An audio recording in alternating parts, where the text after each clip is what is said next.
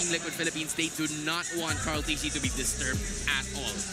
Yeah, so I'm looking at what potential options could there still be for Sanford as we head into the second phase of the draft, because we did put out the Alice there, but Coach Snap did mention that it might be a bit 50-50 if it is going to be matched up against the CC in lane, and now they take out the Yuzhong as well. So it's like they're really forcing a certain option for Team Liquid Philippines, but as you mentioned, Lapu's still there. He still has his Lapu.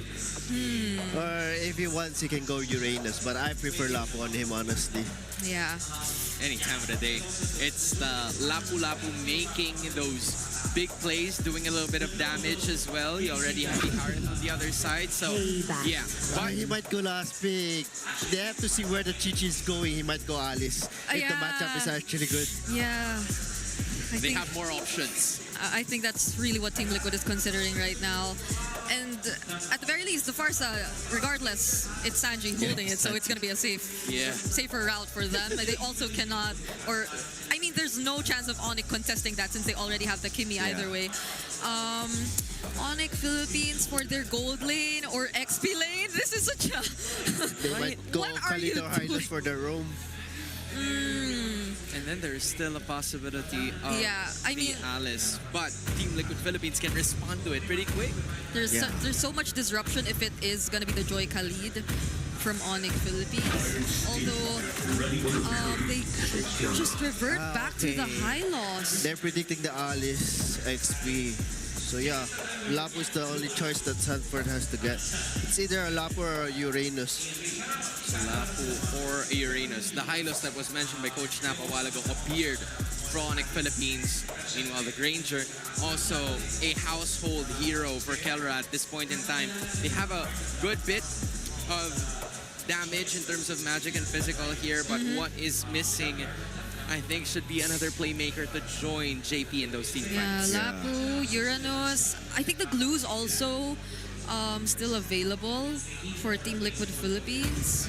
Although it doesn't, I guess the Lapu might have a bit more room to change. Okay, they went the sustain lineup. Okay. Now, ONIC, TLPH, Coach Snap, you're looking at both of the lineups. Would you say that one lineup is better or easier to execute than the other? And what is it? For me, it's actually just countering each other's heroes. Straight up. Countering each other's heroes. I mean, you could see that the moment they just decided to prioritize the CC as well. So many picks were limited from Team Liquid Philippines. But they gave priority to JP this time. So if it's playing around the center of the map that we're looking at, Team Liquid Philippines might just really contest ONIC Philippines this time. Oh, this is gonna be a battle between these two teams. Team Liquid Philippines from the lower bracket or from the play-ins, they want to make sure that they can match up against ONIC. But you know what time it is. It's time for battle. Thank you so much, panel. Hans, Brigida, Coach Snap to break down a game of one here for us in our first match of the day. It's a best of 5. It's the golden rivalry between ONIC Philippines and Team Liquid Philippines. It's nice with Leo to bring you the action. I'm so used to how Liquid drafts and how they ran through Falcons last night that looking at ONIC prioritize their hero, prioritize the Joy, and then slap that high loss back into the metagame like he never left. I need time to get used to this. ONIC needs time to warm up here at Cuneta Astrodome. I feel like they do. I would say, you know, both these teams worked their way up to this point already. They want to be able to go ahead and get their foot out the door right away. Man, Hold JP, take the comment. Look at this. What's going on here? Wait, oh my God, Fritz gets caught in the back. Carl Teasy punished his overextension. Dude, take the Kimmy and just sit her down for a while. She's not doing too good in the mid lane right now. That's time out, friends, time out. I don't know what's happening. I mean, I'm trying to think what happened there. He got caught out so quick, and there was such a big dam that he couldn't even flicker. He was blinded by rage. I was going to say, ONIC needs time to warm up, but it looks like they came in already overcooked. Don't let them cook. They're already cooking, man. I don't know. Again, at this point, it's nothing too crazy, but that first blood already, especially going in the hands of Carl Teasy, we've seen him do it before. If he's able to go ahead and get a lead, especially on a hero like this, that YSS it'll give them a better start into the first objective, which is this turtle coming up here shortly. That's what they call in the business a snowball. Yes. Well, Can't give the goat a snowball, not like damn, this. man. And also on the dangerous grass. Mind you, you saw the stat coming into this, right? ONIC undefeated on the dangerous grass, man. And they can't let us start like that, put a loss on the record. Looking at the gold lane, at least here, Kelra seems to be bullying Oheb in the early. But with the turtle started, Sanford checking out Brusco, keeping him back. Oh, I don't think this is a smart move. ONIC can't contest. Liquid is going to score the first turtle. Brusco gets that revitalize in, misses a few salvos from Sanji. Sanji used to force a flicker there. Close call. Yeah, look at this too, JP, just giving the information. Not level 4 just yet, but that was a better decision, I'd say, for ONIC to not contest that. Because we just mentioned the snowball potential here, and if they would have lost even 1 or 2 more members to that first turtle fight, that snowball definitely would be in full control. So they maintain it. It's nothing too big for TLPH. They do get an objective. They're a couple hundred gold ahead.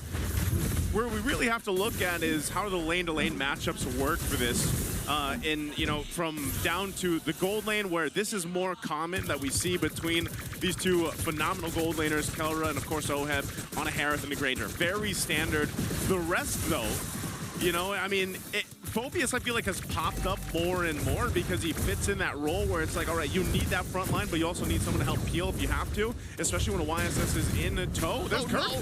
This is what you were talking about. Wow. He's able to punish overextensions and get in your face. We saw it last night in the hands of 3 Martisi with TNC moving on through the brackets. Now it's Liquid who's moving up in the world, 1,000 over ONIC by taking these baby steps. Hey, man, it's starting, and it's not even the baby cakes duo that started this whole thing.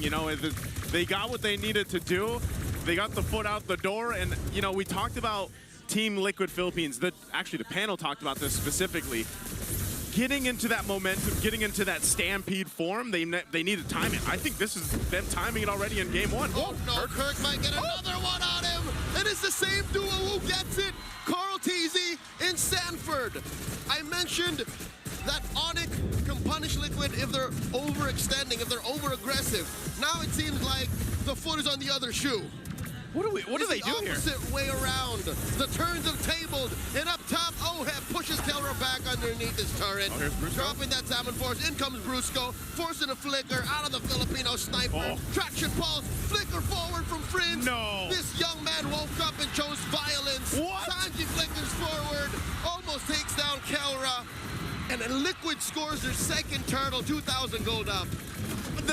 Think about how much of a distraction that was that Oheb just accomplished there, and doesn't even go down in exchange. Yes, you mentioned Turtle, second one of the game goes in the hands of Carl Teasy. And look at him, he's locked in. Oh my God, Kirk barely survives. He almost got ravaged once more, a third time by Carl. You know what? I stand by what we said before the match started. What's that? Right when we landed into the map, ONIC needs to warm up. They seem to be a little jittery, a little off. I would say they're quite a bit off in this game 1, man. We haven't seen King Kong anywhere. He's basically just stayed in his jungle because he can't really do too much. I mean, even a Joy, as quick and mobile as you are, you're probably going to get just overloaded with the damage here that we're already seeing from TLPH. I don't think there's enough of a box that they can play with. Sure, Brusco can drop the Glorious Pathway, can automatically stun one target, but in the face of what Liquid brings, it's not enough. The Traction Pulse isn't enough of a deterrent to let ONIC put the pieces that they need to be in order to deal damage to Liquid. Again, look at this pressure here. TLPH going to pop the conceal just to force Kelra off this tier 1 turn on the top side. Brusco will take a little bit of damage with that feathered airstrike, and Carl Teaser to keep him in check. They just want this objective. They can bully Kelra out of the lane if they want to. Very efficient use of ults. Even if they did not fully commit to a fight, they got what they wanted. A clean push on the tier 1, and Kirk gets another one. Oh, it's King Kong! They switched it! Oh, they push Kirk off of it, and then it's King Kong will get to... Just stay out of the lane, man. Come on. It's not a good lane for ONIC right now. It seems like if they are that side of the map, there's someone there to answer it. And Carl Teasy, full snowball effect now for this YSS. This is looking very Stampede-like, very Liquid-like from Team Liquid Philippines. 4.4K ahead. This next turtle should just be theirs as well. There's not really a position here for ONIC to fight yet because of just how much this lineup scales from TLPH and how ONIC needs that time to build up here. That's not going to happen even longer now because of the way the past almost 7 minutes have gone. It's a slow march. 4 kills. Nothing really much happening. Again, not a big 5v5. It's just Liquid pressing the buttons where it matters. Yeah. Liquid's putting salt on the wounds, not exactly on the whole being of ONIC. It all started with that first blood from Super Prince as he went down under that minute mark. Look at this, the fight under the turret though. Tier 1 mid. Not much. Not much. I was expecting them to engage there or something. Whoa, Carl though. That's Mount Shocker on the park. Gets it. The passive. Able to trigger, switching from range to close range. Oh, range to close range. And now King Kong dodging that AOG. Oh, here we go. In comes the rest of them. They punish Oheb. Under a Zaman Force finally on the board. ONIC get one. At least they get one on the board. It's TLPH just playing aggressive and strong and fast because of the fact that they have this kind of lead. So it's Oheb that goes down. He just admitted it too. Like, he didn't even have to burn the flicker because he was like, I'm just dead. But with that, TLPH finds themselves building up. Oh man, look at the real-time head-to-head between the junglers right now. Oh my God. 8 minutes up on reaching level 15. Oof. So what that means for a Joy is it's not going to be a good game until later on. Oh, force flicker on the Sanji. The Glorious Pathway drop perpendicular to the angle of attack. Liquid here are staying on top of their toes. Because, again, what happened to OF, that was unfortunate, but they can afford it. Yeah. But I'm just saying, that happened maybe 1 more, 2 more times. ONIC's going to close that gap. And that gold needs to go over to Kelra, or even Super Friends to an extent. He got the kill earlier on, but, you know, scaling-wise, you see it just in the terms of the jungle comparison, how much time they're going to need to build up. Now, as a team, they're going to need to be able to do that, too. They've been holding on to this mid-lane Tier 1 turret, though, for a while now, but nonetheless, this first Lord, I think TLPH still clearly gets this one. ONIC can't contest anything. They're down on vision, they're down on box, they're down on zoning. I'd say you're right. Get something on Kelra, work on King Kong. But Liquid isn't going to allow that. They've been slowly marching forth and building this huge lead. It's still at 6K. I hate to say it, it's still at 6K even with that free pickup on OM. Is this one of those games where, again, you have to look at this lineup from ONIC and be like, all right, how are they going to be on the defense in the base? You know, is there a potential there to turn something around on maybe a little bit of overzealous pressure from Team Liquid Philippines? We've seen it happen before where they purposely push into the base when maybe they don't have to. And is that the time for ONIC to actually punish them and then turn this lead around before it gets even bigger? Unlikely, Joseph. Unlikely. Looking at ONIC's lineup, they only have the Glorious Pathway and the Traction Pulse to keep Liquid down. Maybe you can rely on the curtain call, but that means Liquid really, really dug their own grave. So I'm not counting on it. It has to come from somewhere else. You can't rely on Liquid making a mistake. Oh, look at this too. Even Kirk on the CC. The Holy Shield's gonna go down in the mid lane. You know, Kirk doesn't have much of anything. He's got the War Axe, that's about it. King Kong with a cut. He's cutting, he's trying to do something, and this might be the only choice he has here. Feathered Airstrike dropped down, they gotta deal with this Lord pushing in. What are they gonna do here? Glorious Pathway, Brusco slowing down the bleeding. They do get rid of the Lord top lane. Slowly gonna alleviate the pressure there too. ONIC get to keep their inhibitors. They're doing fine. All right, they hold on to the base turrets. We've seen this time and time again, even when a team has 7,000+ gold lead, the main objective on that first Lord is really just to grab those Holy Shields down, go ahead and reset and get back to farming here. They don't want to go ahead and make that mistake or give that opportunity to ONIC to turn it around. And if you look at this, you know, you got to think, all right, yes, it can go to Kelra. Eventually, he's going to have the items here on the Granger. That's going to take some time, though. We're approaching the 11-minute mark, so he probably needs, like, I don't know, 5 to 6 minutes himself. But still, my main question is, like, where does, you know, King Kong come into this? King Kong is struggling, tries to get his orange, does hit the retribution right, and he will put Super Prince in trouble, forcing a Mount Shocker, throws up that boat, does survive, a salvo misses Prince, almost lethal. The Glorious Pathway to stop the rest of Liquid from driving in. ONIC do lose that Holy Shield down bottom. See, man, it's just way too much damage overloaded right now. King Kong in trouble. In comes the Zaman Force, King Kong! They bait OM out once more! Defensive AOG by Daddy JP, Sanford with the flicker.